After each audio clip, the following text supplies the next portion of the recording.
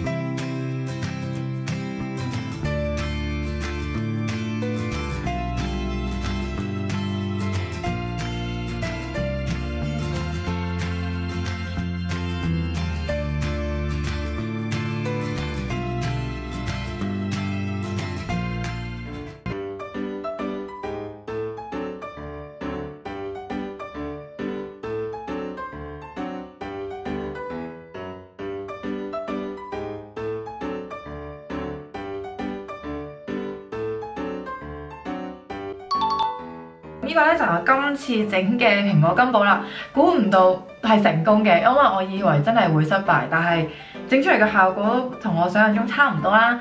咁但係唯一最唔好嘅嘢咧就係佢嘅界線唔係好明顯啊，所以我就加咗啲朱古力落去嘅。好啦，咁我而家就試下啦。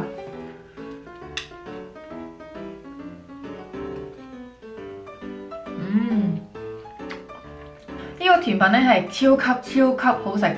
如果你係中意食蘋果批或者中意食肉桂嘅人咧，你係會極級中意呢一個甜品嘅。首先咧，佢食落去係好濃郁嘅肉桂味道啦，蘋果好軟好腍啦，上面層金寶咧係脆口嘅，係好香牛油味啦。佢係一層好脆口嘅餅乾咁樣啦。因為佢而家其實已經凍咗啦，所以佢個餅乾咧係會更加脆啦。如果你熱食嘅話咧，佢個餅乾係會有少少腍地嘅感覺嘅。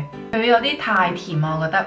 咁大家可以喺餅乾啦，或者喺蘋果嗰邊咧減少少糖咧，咁就會比較好啦。呢個係我實驗嘅甜品啦，但係估唔到我都成功咗，而且都幾簡單添。咁就希望大家都可以試下嚟整啦，真係超級好食㗎呢個。今日條片咧就嚟到呢一度啦。咁如果大家中意咧，就記得 like 啦，同埋訂閱我嘅 channel 啦。如果你咩想我整咧，都可以留言話俾我聽嘅。對我日常生活有興趣咧，就可以 follow 埋我 Facebook 同埋 Instagram 啊。今集我食譜亦都即時 update 咗喺 Android 手機 app 啦，2Bay 食譜入邊嘅。咁大家記得 download 嚟睇啦。咁我哋就下條片再見啦，拜拜。